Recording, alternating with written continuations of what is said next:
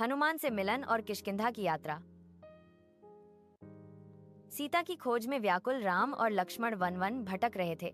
दुख और थकान के बीच उनका धैर्य अटूट था, पर सीता का कोई पता नहीं चल रहा था।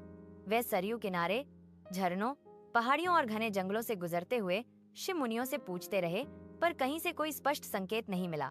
एक दिन वे शिव मतंग के आश्रम के पास पहुंचे, जहां उन्हें वृद्ध और परम भक्त शबरी मिली।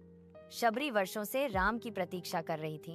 उन्होंने राम और लक्ष्मण का स्वागत किया, प्रेम से बेर खिलाए और उन्हें बताया कि उनके आगे किष्किंधा पर्वत है, जहां उन्हें सहायता मिल सकती है। राम और लक्ष्मण आगे बढ़े। तभी किष्किंधा के पास एक पहाड़ी पर एक तेजस्वी वानर ने उन्हें देखा। वह थे हनुमान, युवावस्था के, तेजस्वी और बुद्धिमान। हनुमान ने तपस्वी का वेश धारण कर विनम्रता से पूछा, आप कौन हैं? आपका उद्देश्य क्या है? राम ने अपने धैर्यपूर्ण स्वर में उत्तर दिया, हम अपनी पत्नी सीता की खोज में हैं।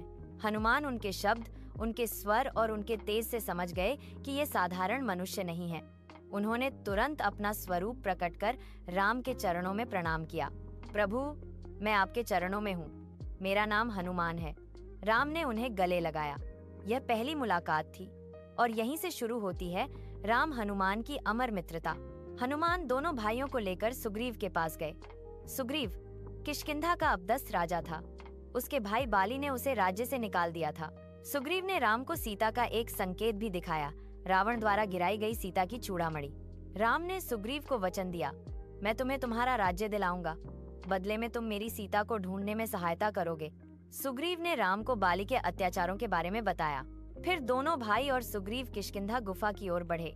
वहां बाली और सुग्रीव में युद्ध हुआ। राम ने उचित समय पर बाण चलाकर बाली का वध किया। बाली ने मरते समय राम को स्वीकार किया, मैंने ही अन्याय किया था। सुग्रीव न्याय संगत राजा है।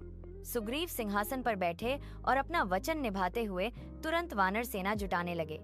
उन्होंने वानरों को 4 दिशाओं में भेजा, उत्तर, दक्षिण, पूर्व और पश्चिम। दक्षिण दिशा का कार्य सबसे महत्वपूर्ण था, क्योंकि लंका दक्षिण में थी।